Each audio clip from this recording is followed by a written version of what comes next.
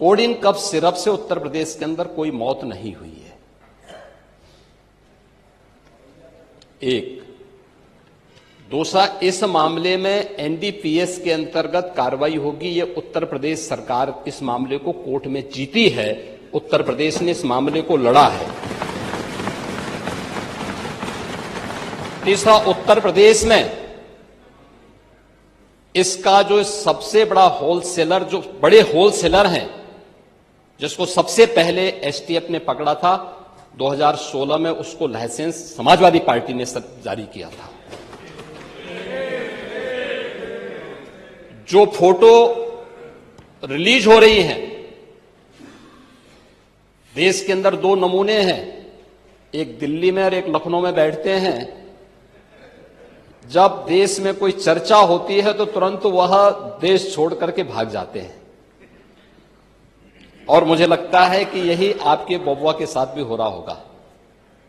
वह भी देश से फिर जाएंगे इंग्लैंड की सैर सपाटे में, और आप लोग यहां चिल्लाते रहेंगे। महोदय, कोडिन कफ सिरप का मुद्दा जो इन्होंने उठाया है, मुद्दा था नकली दवाओं के सेवन के कारण होने वाली मौतों का, और उसके बारे में हमने पहले ही बताया है कि नकली दवा के कारण होने वाली मौत के प्रकरण की कोई भी बात अभी तक शासन के संज्ञान में नहीं आई है, और समय समय पर एफएसडीए विभाग इसको लेकर के छापेमारी करती है, कार्रवाई करती है।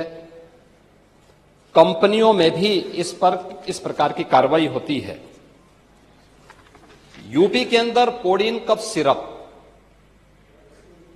इसके केवल स्टॉकिस्ट हैं, होलसेलर हैं, इसका यहां पे प्रोडक्शन नहीं होता है। ये मध्य प्रदेश में, हिमाचल में और अन्य राज्यों में होता है। और जो मौत के प्रकरण सामने आए हैं, वे मौत के प्रकरण अन्य राज्यों में आए हैं। जिन राज्यों में आए हैं, वह जो भी प्रकरण सामने आए हैं, यह तमिलनाडु में बने हुए एक सिरप के कारणों सामने आई है। ये पूरा प्रकरण इलीगल, यानी इसमें एडिटेशन का भी नहीं है, यह इलीगल डाइवर्जन का है। इस डाइवर्जन के माध्यम से इन होलसेलर ने, जिसमें सहारनपुर का भी है, गाजियाबाद का भी है, वाराणसी का भी है, लखनऊ का भी है और कानपुर का भी है, इन लोगों ने इसको उन देशों में पहुंचाया है, उन राज्यों में पहुंचाया है जहां मद्य निषेध है, लेकिन वहां पे नशे के आदी लोगों को इसको लेने की एक आदत सी है, तो वहां पर उसका दुरुपयोग किया गया है। जबकि बिना चिकित्सीय परामर्श के इसका सेवन नहीं हो सकता, खासतौर पर बच्चों के लिए। एडल्ट भी चिकित्सीय परामर्श से ही इसका सेवन करता है। कौन ऐसा व्यक्ति है जिसने कफ सिरप नहीं लिया? खांसी होती है, हर व्यक्ति लेता है, लेकिन चिकित्सीय परामर्श से उसमें लिखा जाता है। क्योंकि पढ़ाई लिखाई से आप लोगों का कोई वास्ता है नहीं, इसलिए आप लोग हमेशा इस प्रकार की बातें करते हैं। ये कार्रवाई सरकार ने की है, और सरकार ने इसके लिए 79 अभियोग अब तक दर्ज किए हैं।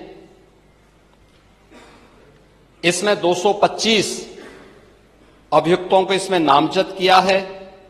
78 अभियुक्त अब तक गिरफ्तार हुए हैं।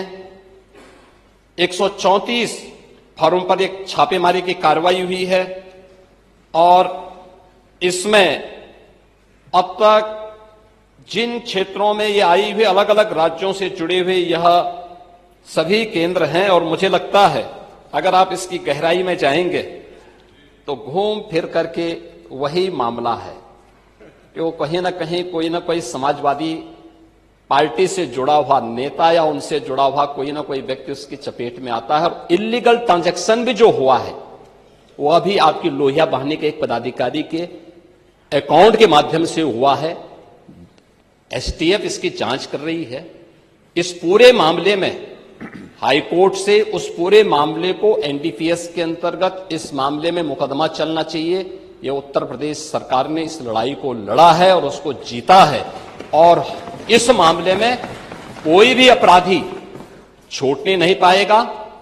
और चिंता मत करिए, समय आने पर बुलडोजर एक्शन भी, उसकी तैयारी भी रहेगी। उस समय चिल्लाना मत करो।